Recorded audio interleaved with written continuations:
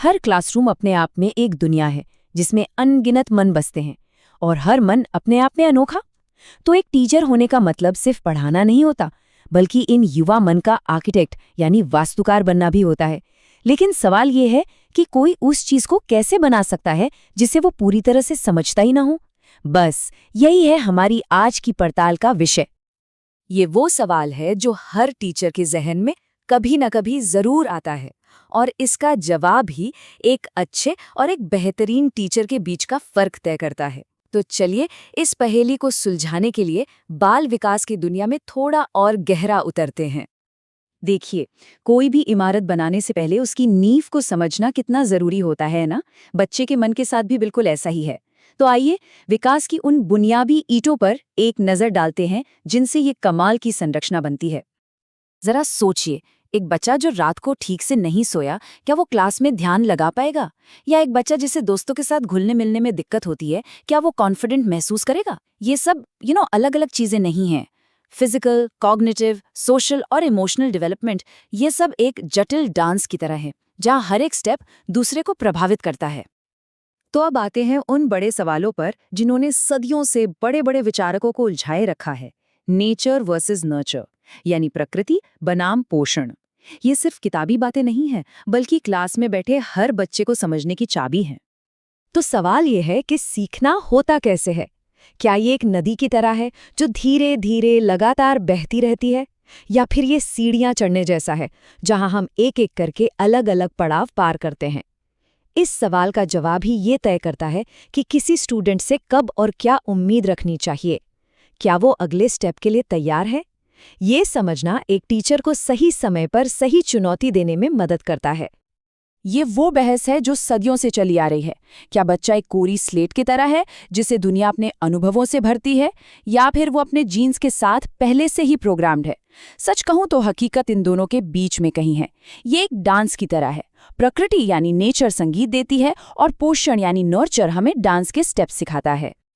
Okay, तो विकास तो समझ लिया, पर बच्चे असल में सीखते कैसे हैं? यहाँ दो बड़े विचार हैं जो सीखने को दो बिल्कुल अलग अलग नजरियों से देखते हैं। जरा इस स्लाइड को देखिए। बाईं तरफ बिहेवियरिज्म में टीचर एक घड़े की तरह बच्चे के दिमाग में ज्ञान डाल रहा है।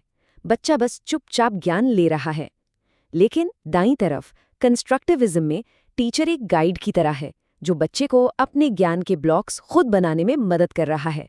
ये एक बुनियादी फर्क है। क्या ज्ञान दिया जाता है या फिर खोजा जाता है? चलिए अब मिलते हैं दो ऐसे थिंकर्स से जिन्होंने हमें एक बच्चे के दिमाग में झांकने के लिए जरूरी नक्शे दिए हैं।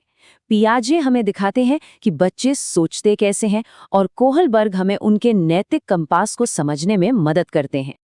जीन पियाजे ने शिक्षा की दुनिया में क्रांति ला दी जब उन्होंने कहा, बच्चे कोई छोटे अडल्ट्स नहीं होते, उनका दिमाग बिल्कुल अलग तरीके से काम करता है। वो दुनिया को एक अलग चश्मे से देखते हैं, और ये चश्मा वक्त के साथ बदलता रहता है। इसे कहते हैं ईगो सेंट्रिज्म या आत्मकेंद्रितता। नहीं, इसका मतलब सेल्फिश होना बिल्कुल नहीं है। बात बस इतनी सी है कि एक छोटे बच्चे के लिए उसका अपना नजरिया ही दुनिया का एकमात्र नजरिया होता है। जब वो फोन पर बात करते हुए सिर हिलाते हैं तो उन्हें ये समझ नहीं आता कि सामने वाला उन्हें देख नहीं सकता। ये उनका यूनिवर्स है और बाकी सब उसमें बस रहते हैं। इस बात को समझना एक टीचर को बहुत धैर्य देता है। कभी किसी ने देखा है, एक बच्चा ये सोचता है कि एक लंबे पतले ग्लास में एक छोटे चौड़े ग्लास से ज्यादा जूस है, भले ही दोनों में जूस बराबर हो। ये होता है संरक्षण या कॉन्जर्वेशन की समझ का न होना। ये समझना कि कोई चीज सिर्फ अपना आकार बदलने से बदल नहीं जाती, लॉजिकल सोच की तरफ एक बहुत बड़ा कदम है। और ये है अपरिवर्तनीयता यानी इरिवर्सिबिलिटी। एक बच्चा ये तो समझ सकता है कि 2 और 3 मिलकर 5 होते हैं, लेकिन उसे ये समझने में मुश्किल हो सकती है कि 5 में से 3 निकालने पर 2 बचता है। मतलब वो अपने विचारों को मानसिक रूप से उल्टा नहीं कर सकते। ये एक वन वे स्ट्रीट की तरह है। जब टीचर्स ये जानते हैं तो वो कॉन्सेप्ट्स को अलग अलग तरीकों से समझा सकते हैं। ये है हमारी नैतिक यात्रा का नक्शा। हम सब एक बच्चे के रूप में शुरू करते हैं, जहां सही का मतलब होता है सजा से बचना। फिर हम बड़े होते हैं, जहां सही का मतलब होता है नियमों का पालन करना। और कुछ लोग उस स्तर तक पहुंचते हैं जहां सही का मतलब होता है सार्वभौमिक सिद्धांत, जैसे न्याय, समानता, भले ही नियम कुछ भी कहें। तो इन सब थ्योरीज का, इन सब बातों का मतलब क्या निकलता है? इसका मतलब ये है कि एक क्लासरूम सिद्धांतों का कलेक्शन नहीं है, बल्कि इंसानों का एक कलेक्शन है, और हर एक की अपनी अनूठी कहानी, अपनी ताकतें और अपनी चुनौतियां हैं। कोई भी दो स्टूडेंट एक जैसे नहीं होते। एक शायद मैथ्स में बहुत अच्छा हो तो दूसरा आर्ट में। एक शर्मीला हो सकता है, दूसरा मिलनसार। एक बेहतरीन teacher one size fits all वाले फॉर्मूले पर नहीं चलता।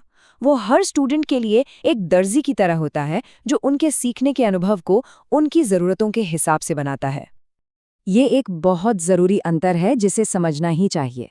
सेक्स बायोलॉजिकल है, जबकि जेंडर एक सामाजिक विचार है।